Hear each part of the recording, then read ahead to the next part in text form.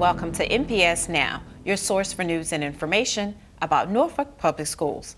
I'm your host, Karen Tanner, and I have two very special school counselors here with me today. We have Joanne Edwards of Lake Taylor High School, and we have Jana Droff from Tyler Park Elementary School. We're going to talk about School Counseling Week. Welcome, ladies, to NPS Now. Thank you. I'm glad to have you. Y'all are happy and smiling. Our school's counselors are supposed to be that way, right? Yes. Yes. At all times. Correct. So tell me, Jana, about your role as a school counselor on the elementary level, and I want to know from you, Joanne, about on the high school level. Well, school counselors are to work with students in basically three domains. One of the domains is academic. The other is career and college readiness, and social and emotional. I do individual sessions, small group, and also do classroom guidance to address those domains. Mm-hmm. Well, as a high school counselor, our biggest thing is to make sure that our students are graduating in 4 years, so on-time graduation. So we work with making sure their schedules are right, how many credits they have, and just making sure that they're on time to graduate. Mm-hmm. Tell me, Jana, what encouraged you to be a school counselor? Well, I started out as a teacher at Lindenwood, and they didn't have elementary school counselors then. So a couple years in, we got our first elementary school counselor, and we became best friends. And I just thought her job was fabulous. And so I went back and got my master's and became a school counselor. How about you, Joanne? I basically, I used to be a teacher just like Jana right here, so I wanted to get out of the classroom but still work with students. And so I wanted to, and also create programs to make sure the students are doing great and outside of the classroom. So that's why I went to got my master's as well and became a school counselor. What do you think would surprise people the most about your jobs? I think when I'm like with friends and they'll say, well, what could an elementary school child, what kind of problems could they have? I think they would be surprised at some of the mental health issues you deal with on the elementary level. Mm-hmm. Yeah, I think a lot of people don't know how much involved we are, not just the academic piece with our students, but with the mental health, with especially in high school, the career, trying to see if they want to go to college and try to help them with post-secondary options. How do you collaborate with staff for academic performance? I think I'm very fortunate because I have a great relationship with my staff and my administrators. So they feel very comfortable coming to me and asking me for help, with a student, or what can we do to, support this student, or, asking me to work with, certain students about certain things. I think your relationships, to me, is number one for anything, working with students, working with staff, period. So building that relationship, which, like I said, I'm very fortunate. I have a wonderful, wonderful group of people to work with. Yeah, building relationships is important, not just with the student, but with the staff and all the stakeholders. Right. Classroom guidance is a big thing that we have to do. So we always have to collaborate with teachers to make sure that sometimes, oh, you're doing this lesson, let's see if we can try to put in our information as well. So what impact do you think you have on the wellness of your students? I've been in my building for over 25 years. I think getting to know the families, and now I have the students of my first set of students. I have their children of my first set of students. So it's just really nice building, like I said, building those relationships, and the fact that the children and the parents feel comfortable coming to me and asking me for help or asking me for advice or, services, so that they know that I'm there to support them and not there to judge them. Right. Yeah, we're the students' advocate. We are just their student advocate in not just academics, like again, but with their, social, their mental well-being, everything, the whole child, I guess you could say. Right. So that's a big impact. What do you think could be an advantage of lowering the student to counselor ratio? It's a big You both paused and wanted to look at each other, but yeah. Well, with the Ask a National model that we focus on, we have to do 100%, one-on-one with student. And so when you have if you're in a school you're the only counselor with 500 students, then that, as you can see, that's just a lot. We have to make sure that we meet them individually to discuss their academics and social. So lowering it to 250 for one counselor is a great thing. Yeah. Yeah, and and the research will tell you that behavior problems actually decline if you have a lower ratio, because now you're able to address the student's need. But like she said, when you have 500, it's really hard to address each student's need when there are so many of them and there's only one of you. How do you manage that on a daily basis? So when we go to the classrooms, that helps because we have to go to, well, I know I have to go to every grade level, but you just have to see them. You know, it's hard. You have to do fairs. Just try to do, it's hard. It's really hard. Yeah, and sometimes I think you just have to, I don't want to say, you kind of have to kind of like maybe pick and choose who at that particular moment really needs you the most and stuff. So you can, you know, serve that one student who might, you know, be in crisis, or just, you know, something's going on at home or something, and that you just really want, you know, they just need you at that particular time. Yeah, relationship building. So Right. how do you help students become college ready from the elementary to the high school level? Well, we start off with my fifth graders do their first academic and career plan. So it starts with us in fifth, and then it goes to the same plan goes through middle school, and then eventually they get it there. I do Virginia Career View, which is a wonderful free program online that you can use. We do career assessments with them. We do, I have them go and investigate careers. We do career days. So there's a lot of stuff. I have college pendants. We talk about colleges. When I'm doing, you know, classroom guidance, that's usually how I get that through to, like, you know, fifth graders. My third graders do the same thing. They do they do their career on Virginia Career View as well. They do exploring their career. So it starts young. I mean, I'm only 3, 4, and 5, but even when you're K to 5, you can even start all the way at kindergarten talking about careers. Yeah, in the high school level, so we have, we do a lot during the academic year. We have the college fair in October. PSAT, so we have PSATs, so that helps them. We just finished in December our career fair. So we brought in about 30 different types of jobs, careers that students have. So we have that. Then we're coming up with junior night in February. So we bring the colleges as well as community organizations, job organizations, because now these children are 16. The students are 16 years old. So that's really good to have them, instead of them going out, they have it in the building. We have a senior carnival in July, so that's another thing that we do. We bring in the universities, the Tidewater Community College, the 2-year programs, military, so we do that as well. So it's a lot of exposure. Oh, yes, a lot of students, exposure. Right. So we have a lot of events going on. And we also do major clarity is a big thing that we have to do, which involves going to, it's an online program that the students put their schedules on, and also do a career pathway as well. So they're looking at, they do an assessment, this is the career that could be personality-wise for you. So now let's see what classes that you can link up to that career pathway. So Major Clarity is an online program that we use too. You know, they say if you love your job, you never work a day in your life, right? Correct. So what do you love most about your job? For me, it's just getting to work with the children. I just absolutely love working with the students.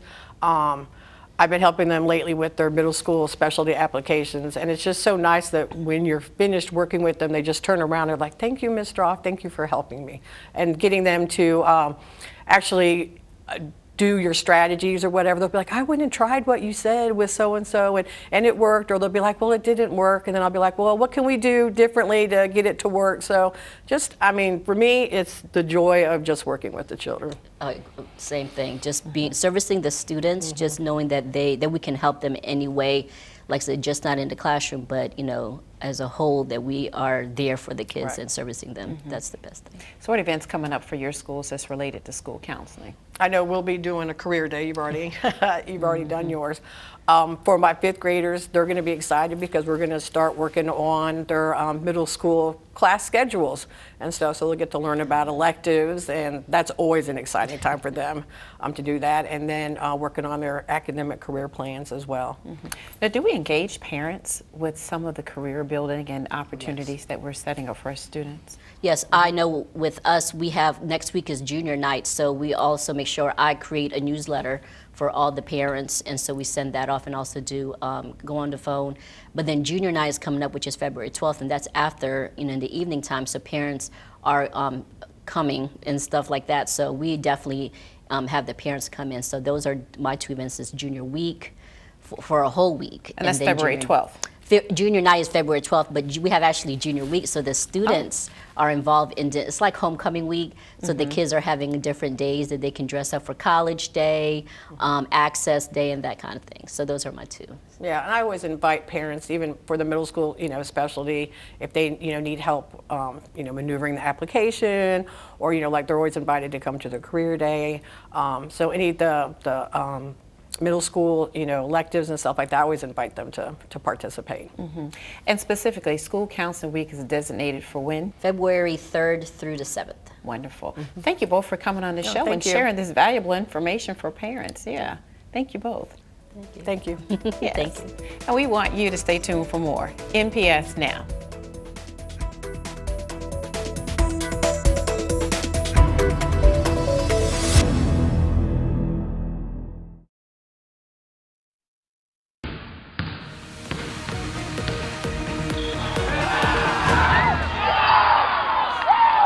Welcome back to NPS Now. I'm Steve Setmiller, Senior Coordinator of Athletics.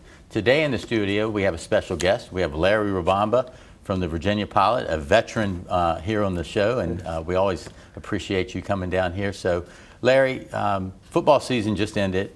We had a lot of excitement with the 2 state championship. Appreciate all the coverage that you provided. Great stuff. But we're here to talk about basketball. We're at the midpoint of the season, so let's dive right into girls basketball, and we'll kind of go through each region as our teams are where they're represented. So let's start with 3A at Booker T. Well, the Booker T, the Bookers, Coach VJ Bryant comes in there as a young team, got the nucleus together, they're gelling together, they're winning some games early. That can, and who knows what that's going to end up as the season goes on. As they keep gelling, they could be definitely a formidable team to try to beat as we get to the playoffs. Okay, yeah, a lot of excitement going on over at Booker T. VJ's done a nice job. Young team, starting to win some games and getting in position in a playoff run, which is they haven't been in. So we're going to see what they do moving forward. And confidence is key. As they continue to gain that confidence and know they can play with teams, especially in their region, who knows what can happen. Okay, so we're going to skip over 4A, but let's go to 5A because we have 3 teams in that. Let's talk about the 3 5A teams that we have participating. Okay. Well, when you look at 5A, it's one of the toughest for girls as well as for boys. But when you look at 5A, you got to talk about Norview. Jonathan Wilson has done a tremendous job again. He's got those girls believing that they can win, that they can play.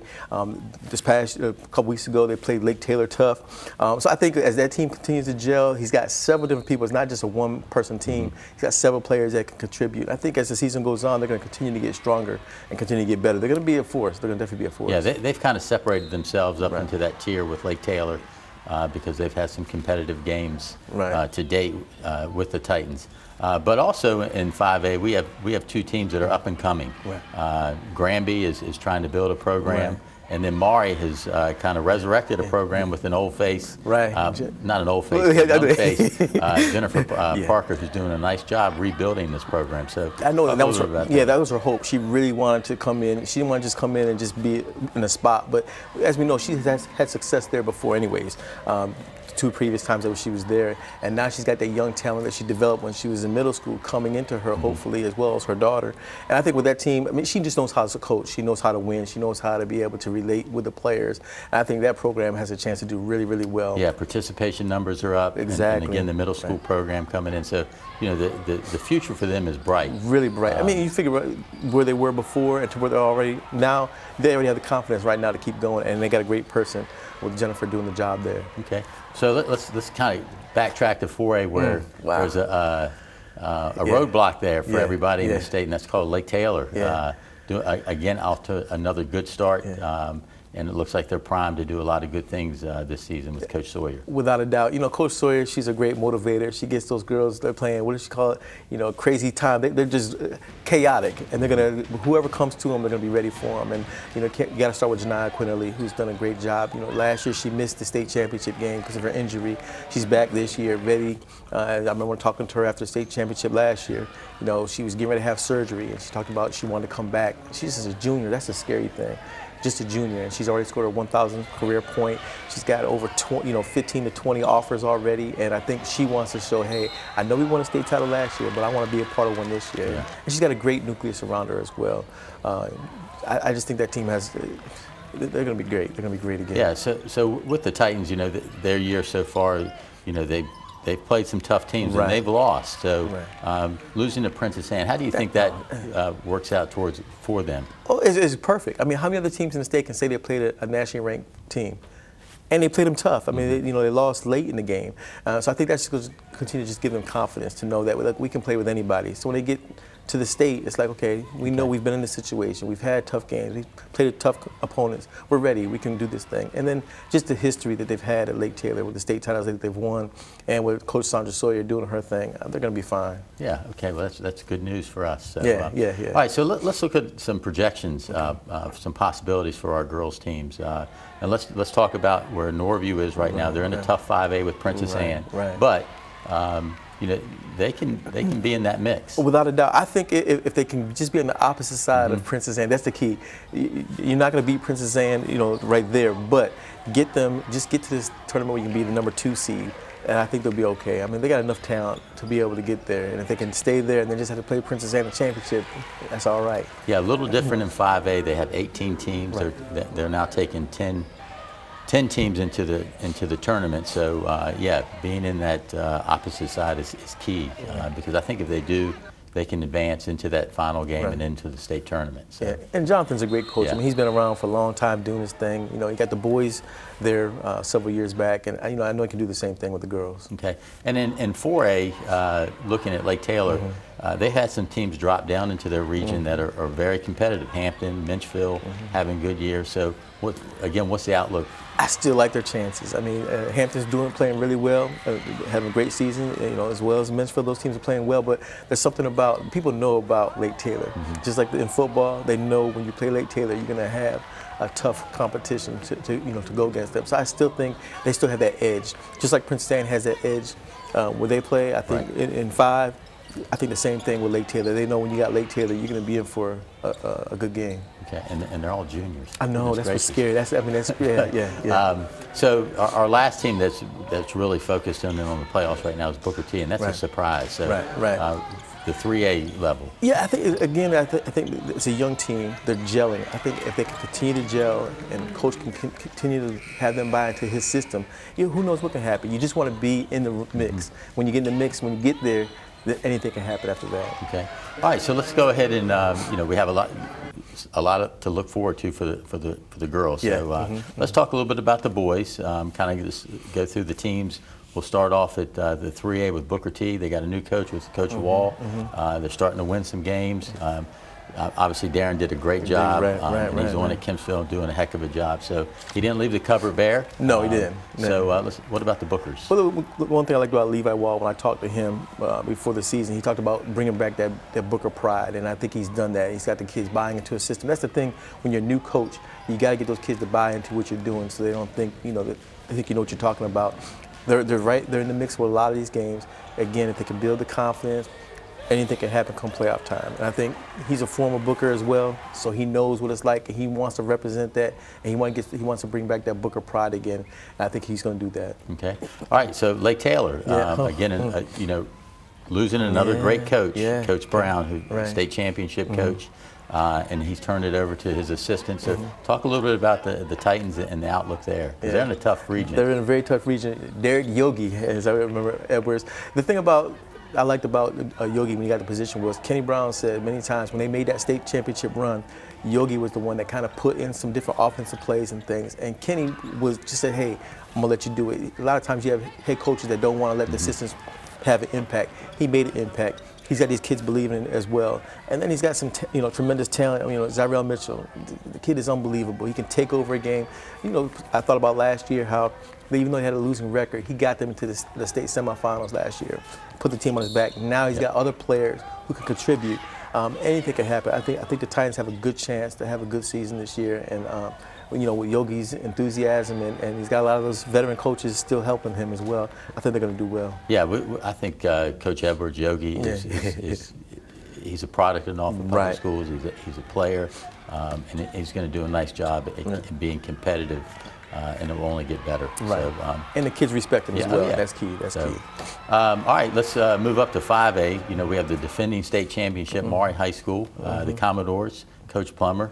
But let's go ahead and start with Granby High School and Coach Evans. Well, they're having a tough one right now. You know, I know they lost one of the players who transferred out. Then he had 2 great seniors who graduated, and so he's trying to build that program. Talk about Coach Michael Evans. I saw them in a game recently this year, and he continues to keep fighting, and the kids continue to keep fighting. As long as you get that, not quitting on the program, not quitting on the coach, not quitting on the team, I think they can do fine.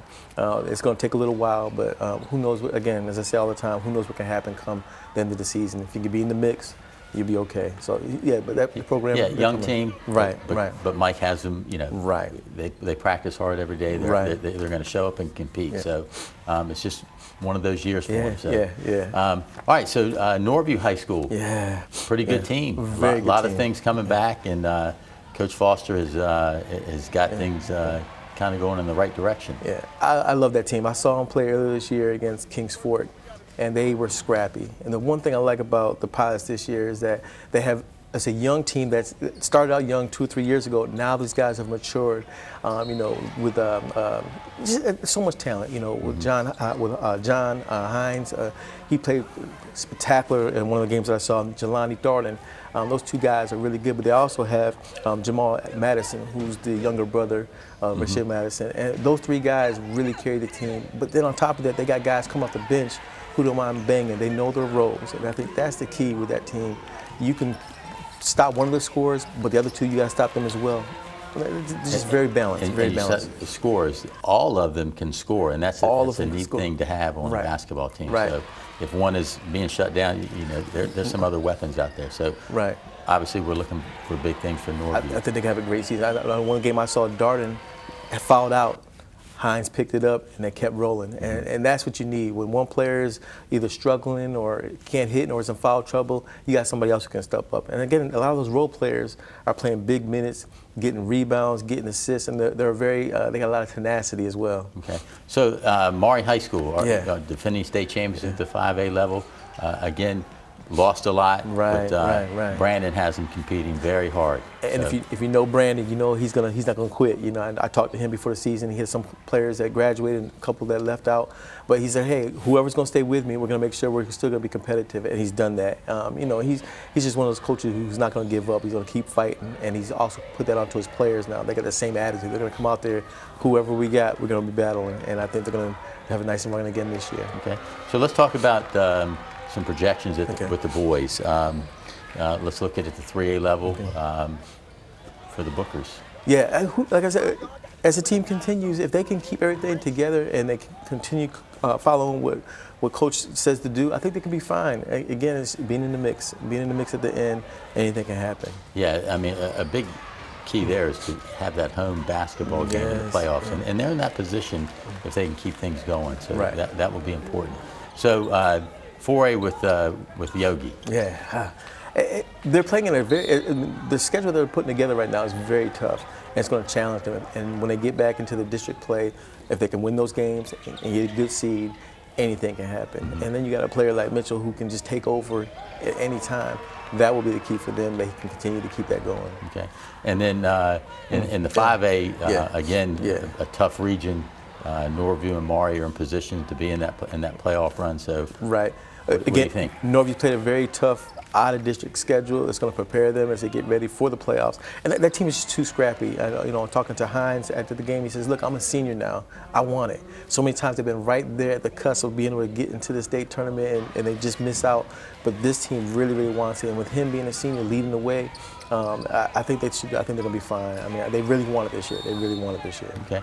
Well, we're looking for big things from all the boys teams and the girls team. So, Larry, great information as always. Appreciate you coming down here. And again, we'll see you on Tuesday and Friday night in the gym. Thanks for having me.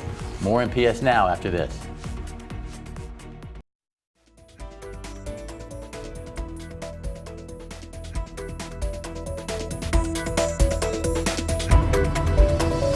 Thank you for watching NPS Now. It airs weekly on WNPS Channel 47, or you can view us online at www.npsk12.com. If you have any great story ideas or events happening at your school, please be sure to email us at npsnews@npsk12.com. Again, we want to thank you for watching NPS Now.